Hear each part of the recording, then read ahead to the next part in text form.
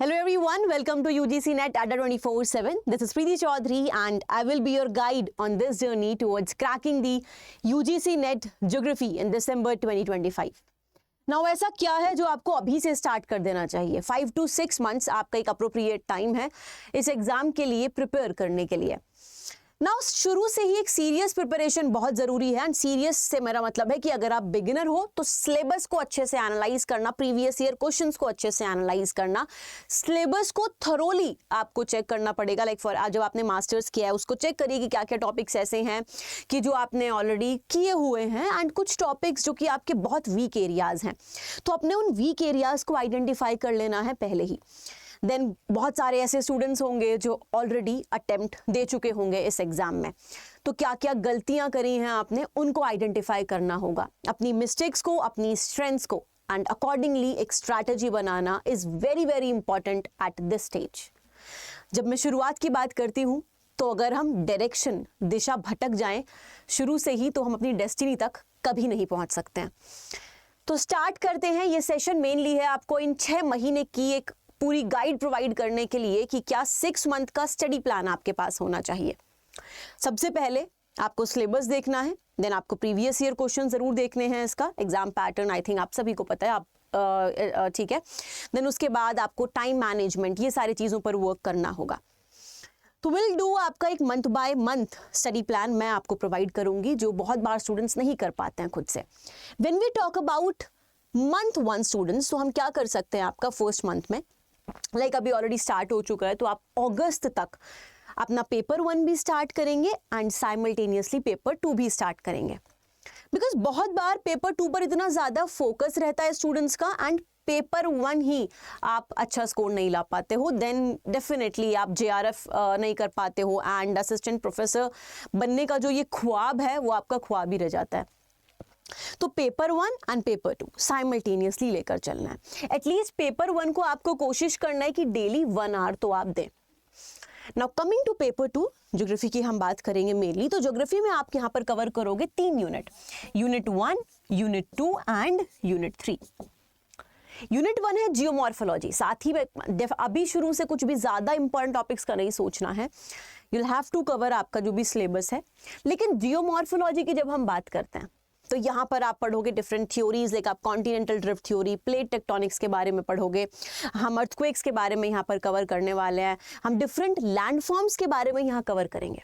इस बार क्रोनोलॉजी से क्वेश्चन आए हैं, लैंडफॉर्म्स काफ़ी इंपॉर्टेंट है, ये सारी थ्योरीज भी इंपॉर्टेंट है आपका क्रोनोलॉजी के लिए। जब हम कॉन्सेप्ट की बात करें तो आपके बहुत सारा कॉन्सेप्चुअल पार्ट इस जियोमॉर्फोलॉजी में आता है, लाइक आपके अर्थ के स्ट्रक्चर की हम बात करें वो सब आपका यहीं आ जाता है।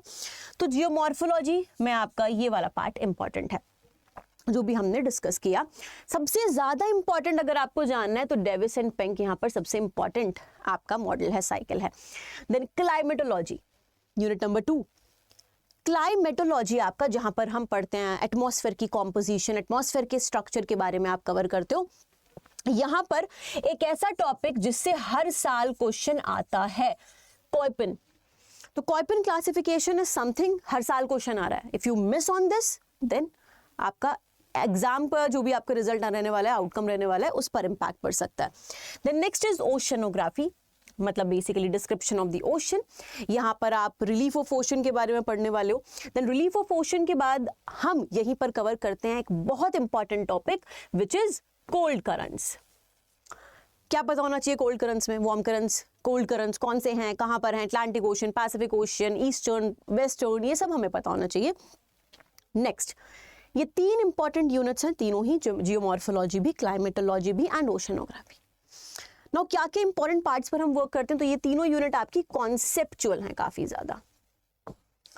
मतलब अगर आप कॉन्सेप्चुअल अंडरस्टैंडिंग बिल्ड करते हो तो आपके लिए इजी होगा फैक्चुअल पार्ट भी आंसर करना, क्रोनोलॉजी भी आंसर करना, बिकॉज आपने इतना इंटरेस्टिंग वे में पढ़ा हुआ होगा। Now how are we going to cover this, या आप कैसे कवर कर सकते हो? तो आपको इसके लिए बेसिक सोर्स रखना है NCERT। NCERT कौन सी? तो NCERT class 11th and 12th। ये NCERTs आपको फोकस करना है, पूरा ही UGC नेट ज्योग्राफी के लिए मतलब आपको हेल्प करेगा। स्पेशली जब मैं बात करती हूँ जियोमॉर्फोलॉजी, क्लाइमेटोलॉजी वाला पार्ट की, तो क्लास 11th की जो फिजिकल ज्योग्राफी वाली बुक है वो ज़्यादा इंपॉर्टेंट है। देन एडवांस्ड जब हम आपका बुक्स पर आते हैं तो उसके लिए आप रेफर कर सकते हो फिजिकल ज्योग्राफी सविंदर सिंह। आप जीसी लियोंग भी रेफर कर सकते हो इफ़ यू वांट कि थोड़ा सा और ज़्यादा आई वुड से कि मतलब इतना ज़्यादा कॉम्प्लिकेटेड नहीं है, जीसी लियोंग भी एक अच्छी बुक है। देन पेपर 1 पर भी साइमल्टेनियसली फोकस करना है, एटलीस्ट एक हफ्ते में एक टॉपिक कंप्लीट करने की कोशिश आपको करनी है। How am I going to help in this? तो मैंने बात करी जियोमॉर्फोलॉजी, क्लाइमेटोलॉजी एंड ओशनोग्राफी, पूरा फिजिकल ज्योग्राफी की। जियोमॉर्फोलॉजी में अगर आपने पढ़ा है फोल्डिंग एंड फॉल्टिंग, एक ऐसा टॉपिक जो हम करते रहते हैं एंड स्टिल हमसे कोई पूछ ले टाइप्स ऑफ फोल्ड के बारे में, व्हाट इज फोल्डिंग सबको पता होगा, फोल्डिंग भी जानना इजी है, लेकिन types of fold, types of faults, ये कवर कर पाना, फिर उसको रिकॉल कर पाना एग्जाम में डिफिकल्ट हो जाता है। तो वी विल ट्राई आपका कि हम मैक्सिमम यूज़ कर सकें, आपका विजुअली समझने की कोशिश करें कि क्या फोल्डिंग होता है, क्या टाइप्स होते हैं फोल्डिंग के, ये सब हम आपका इसी तरीके से कवर करेंगे जो मैं अभी तक कवर करती आई हूँ इस तरीके से। कैसे ये एग्जाम में रिलेवेंस आपका शो करेगा? तो एग्जाम के लिए रिलेवेंट है, लाइक नेट का क्वेश्चन है, Conrad discontinuity is found between upper mantle and lower mantle. Now question is about discontinuity. Discontinuity is basically a boundary between आपका internal layers of the earth. What is Conrad discontinuity and how I teach basically the complete geomorphology या फिर oceanography, physical geography part is like this कि discontinuity and in this way सिर्फ मैं आपके लिए नहीं बनाऊंगी, I would make sure कि आप सभी इतना इस तरीके से पढ़ रहे हैं कि खुद से इस तरीके से डायग्राम्स बना रहे हैं, आप अपने नोट्स बना रहे हैं। तो दिस जो हम ये फर्स्ट मंथ की बात कर रहे हैं, इस फर्स्ट मंथ में आपको शुरुआत कर देनी है, ये आपका फाउंडेशन वाला मंथ है, आपको अपना फाउंडेशन, अपनी नींव बहुत स्ट्रांग कर देनी है यहाँ पर। और वो कैसे होगी? कॉन्सेप्चुअल अंडरस्टैंडिंग से होगी। इस तरीके से हम उस पर काम करेंगे। Coming to second month students, second month अब आ गया सितंबर आपका, जहां पर एडवांस कोर हम ऑलरेडी 3 यूनिट्स कर चुके हैं। यहाँ पर हम कौन सी यूनिट करेंगे? तो यहाँ पर आप एनवायरमेंटल ज्योग्राफी या फिर हम जिसको बायो ज्योग्राफी भी बोल सकते हैं, आप यहाँ पर वो वाला पार्ट करेंगे। एनवायरमेंटल ज्योग्राफी से भी आपके 2 क्वेश्चंस तो आते ही हैं हमेशा। तो एनवायरमेंटल ज्योग्राफी में हम इकोसिस्टम पढ़ते हैं, हम बायोडाइवर्सिटी पढ़ते हैं, किसने ये कॉन्सेप्ट दिए, आपका इकोसिस्टम किसने दिया, एंड इकोलॉजी, ये सारे कॉन्सेप्ट्स हम पिरामिड्स, इकोलॉजिकल पिरामिड्स हम कवर कर लेते हैं। इसके अलावा आपका यहाँ पर एनवायरमेंटल के बाद जो टॉपिक आजकल काफ़ी ज़्यादा इंपॉर्टेंट है करंटली, विच इज़ योर जो भी एनवायरमेंट को लेकर नेशनल पॉलिसीज़ हैं एंड इनफैक्ट इंटरनेशनल लेवल पर भी we should know. Next, population geography students. Now population geography and settlement geography. तो coming to your next unit, जब हम यूनिट 5 की बात करते हैं, this is mainly your human geography वाला पार्ट। अब ह्यूमन ज्योग्राफी की जब हम बात कर रहे हैं, यहाँ पर आप डिफरेंट थ्योरीज कवर करते हैं एंड यहाँ पर आप कवर करते हो पॉलिसीज, बहुत इंपॉर्टेंट है, स्पेशली सेंसस आपका काफ़ी ज़्यादा इंपॉर्टेंट है डेटा के लिए। देन सेटलमेंट ज्योग्राफी पर आते हैं, तो आपका जो अर्बन प्लानिंग है वो काफ़ी ज़्यादा इंपॉर्टेंट है। कंप्लीट रीजनल प्लानिंग की जब हम बात करते हैं इंडिया का, वो पूरा इंपॉर्टेंट है इंडियन ज्योग्राफी की तरफ से भी। देन आपका माजिद हुसैन एक इम्पॉर्टेंट सोर्स है जो आप यहाँ इसके लिए रेफर कर सकते हो।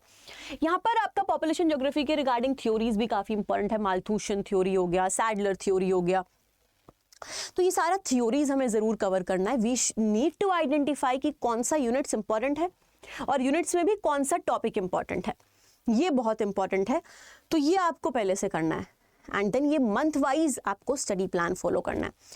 Trust me, if you stick to this, तो बेसिकली आप डिसिप्लिन हैं एंड अगर कंसिस्टेंटली किसी भी चीज़ पर हम वर्क करते हैं फॉर 6 मंथ, एक काफ़ी लंबा टाइम पीरियड है, तो अगर आप कंसिस्टेंटली इस पर वर्क कर रहे हो, अपना 100% दे रहे हो, 100 ज़रूरी नहीं है कि हम 100% डेली दे पाएँ स्टूडेंट्स, बट किसी दिन 80% दिया है, किसी दिन 100% दिया है, किसी दिन 60% दिया है, बट आपने और दिन 100% दिया है, तो एटलीस्ट आपका एक एवरेज 80% रहता है कि आप जितना सोच रहे हैं, टारगेट कर रहे हैं, एटलीस्ट आप 3 to 4 आवर्स डेली दे रहे हैं इस एग्जाम को, which would be enough.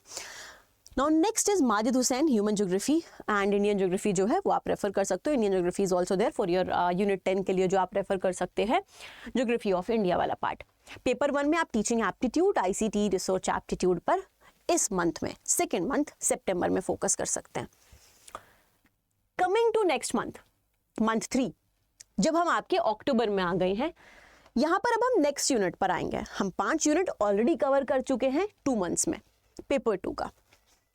Now paper 3 में हम जाते हैं रीजनल एंड इकोनॉमिक ज्योग्राफी पर। Now this is a unit जो कि काफ़ी ज़्यादा इंपॉर्टेंट है। इनफैक्ट आपका इकोनॉमिक ज्योग्राफी के बारे में हम यहाँ कवर करते हैं, हम आपका रीजनल प्लानिंग, रीजनल डेवलपमेंट के बारे में सब कुछ कवर कर लेते हैं।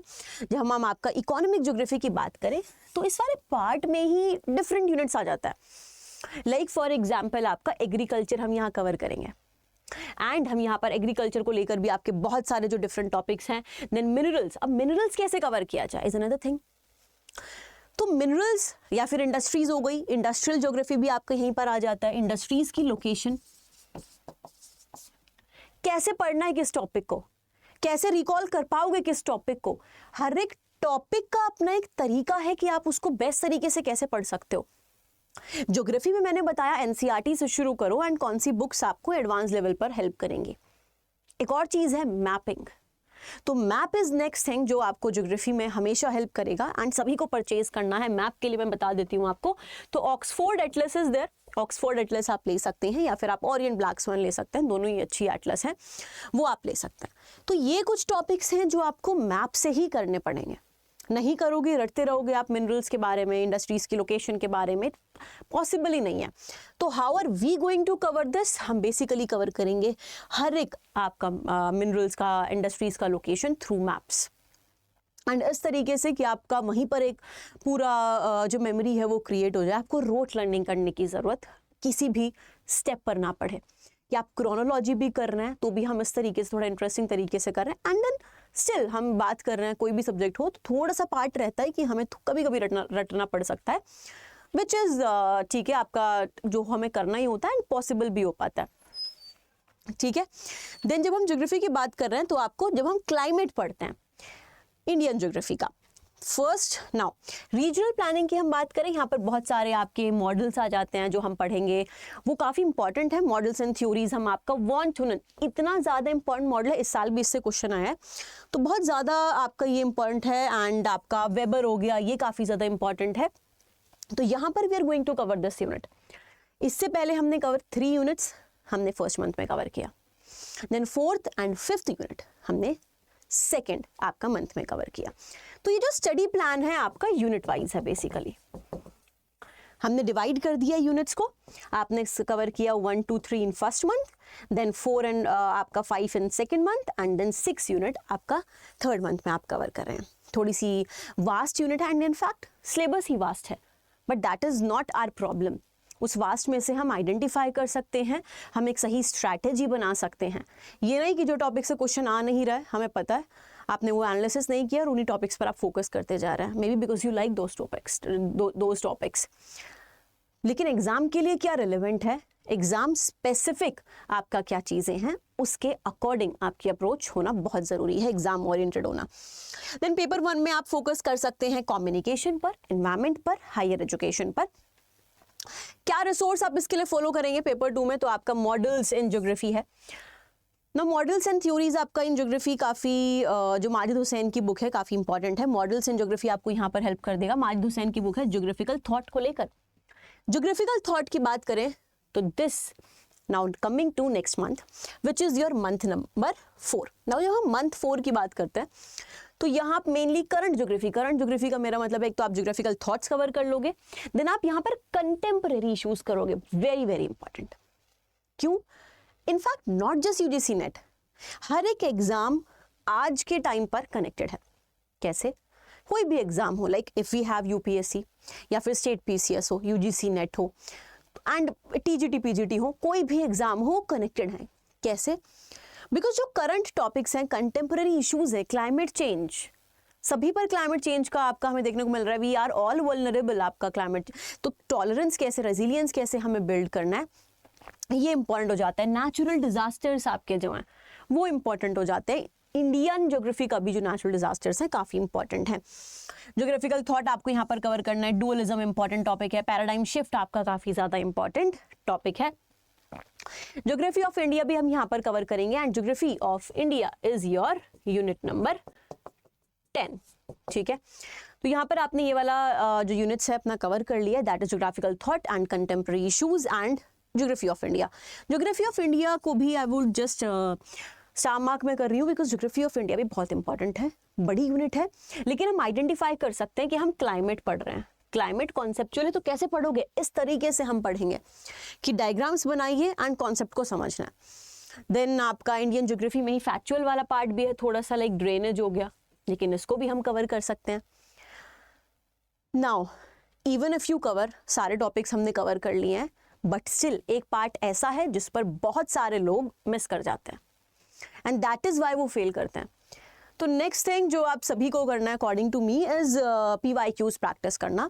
PYQs आपको प्रैक्टिस करना है यहाँ पे, और इसके बाद आपका 10 यूनिट जब ये हो गया एंड यूनिट 9 की जब मैं बात करूँ, इनफैक्ट आपका ज्योग्राफिकल टेक्निक्स वाला पार्ट की जब मैं बात करती हूँ, तो दैट यूनिट इज नॉट आपका मच इंपॉर्टेंट, बट स्टिल आप देख सकते हो कुछ ना कुछ इंपॉर्टेंट टॉपिक्स आप कवर कर सकते हो वहाँ से, लाइक आपका GPS हो गया, आप ये सारी चीज़ें वहाँ से कवर कर सकते हो। बहुत ज़्यादा ये नहीं कि उसी पर आप एम्फेसाइज करे जा रहे हो, ये आपको करने की ज़रूरत नहीं है। आप जो भी इंपॉर्टेंट टॉपिक्स हैं वो आइडेंटिफाई करके हम वहाँ से कवर कर सकते हैं। That's it. ज्योग्राफी 10 की जब हम बात करें, आपका यूनिट 10 का ज्योग्राफी ऑफ इंडिया का, ये भी काफ़ी इंपॉर्टेंट है। Drainage system, physiography of India, ये सब हम यहीं पर कवर कर लेते हैं। हम आपका प्लानिंग कवर करते हैं यहीं पर, एंड ट्रांसपोर्ट भी, इनफैक्ट जो ट्रांसपोर्ट नेटवर्क है वो भी हम यहाँ कवर कर लेते हैं। आपका रोड नेटवर्क हो गया, यहाँ से भी क्वेश्चन आता है। तो जो भी इंपॉर्टेंट एरियाज़ हैं वो हम आइडेंटिफाई करना है। उससे पहले सबसे पहला स्टेप सिलेबस स्टार्ट करना है, आपको रीड करना है मल्टीपल टाइम्स। देन ये स्टडी प्लान, इसको फॉलो करना है। आप इसको लगा सकते हो अपने टेबल के यहाँ पे, जहाँ पर भी आप डेली पढ़ने बैठते हो।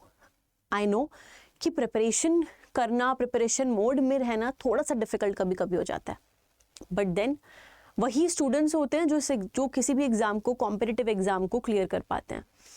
कॉम्पिटिटिव एग्ज़ाम कोई भी हो, इनफैक्ट UGC नेट आपका की जब हम बात करें तो एक जब जो भी नेशनल लेवल एग्जाम्स हैं, competition is there, but competition में भी जो कुछ स्टूडेंट्स क्लियर करते हैं, UGC नेट की मैं बात करूं या फिर JRF की बात करूं, 1% जो स्टूडेंट्स होंगे, तो ट्राई करना है कि वो 1% में आपको आना है दिसंबर 2025 में ही। एंड बस ये एक आपको भूत रहना चाहिए डेली की यस ये मेरे को करना है दिसंबर में, और उसके लिए ये स्टडी प्लान है। स्टडी प्लान आपको पता है मंथली, बस उसके लिए आपको अपना वीकली प्लान भी आप बना सकते हैं। इफ़ यू वांट कि आपके लिए वीकली प्लान लेकर आया जाए तो आप आंसर कर सकते हो कमेंट बॉक्स में कि मैं आपको उसमें भी हेल्प करूं। देन अच्छा, यही मंथ से आप मंथ 3 से इनफैक्ट आप प्रीवियस ईयर क्वेश्चन स्टार्ट कर देंगे, एंड मंथ देन उससे पहले भी आप क्वेश्चंस प्रैक्टिस करना स्टार्ट कर देंगे, बिकॉज एक एग्जाम के बारे में आपको पता चलता रहता है। आप एनालाइज करना स्टार्ट करते तो प्रीवियस ईयर क्वेश्चन, एंड कोशिश करना है कि 10 साल के प्रीवियस ईयर क्वेश्चन आप करें, अदरवाइज 2022 से तो ज़रूर ही करने हैं, ठीक है। देन फुल सिलेबस उसके बाद आप रिवाइज करेंगे नवंबर के बाद, एंड सॉल्व करना है 2 to 3 mock papers per week यहाँ पर।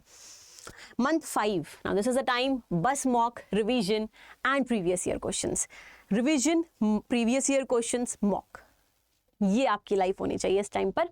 ये लास्ट टाइम आपका है दिसंबर 2025 की मैं बात करूं, this is the month 5, and last वाला मंथ तो सिर्फ आप मान लीजिए थोड़ा सा कितना ज़्यादा, हम ये नहीं कि पढ़ाई पर फोकस कर सकते हैं, हमें फोकस करना है अपनी मेंटल एबिलिटी बिल्ड करने में भी आपका, कि हम उस चीज़ पर लाइक अपना पूरा स्लीप ले रहे हैं एंड हम थोड़े काम हैं, हमने प्रैक्टिस इस तरीके से किया है, थोड़ा सा एग्जाम एनवायरनमेंट में वो सारी चीज़ों पर फोकस करना है।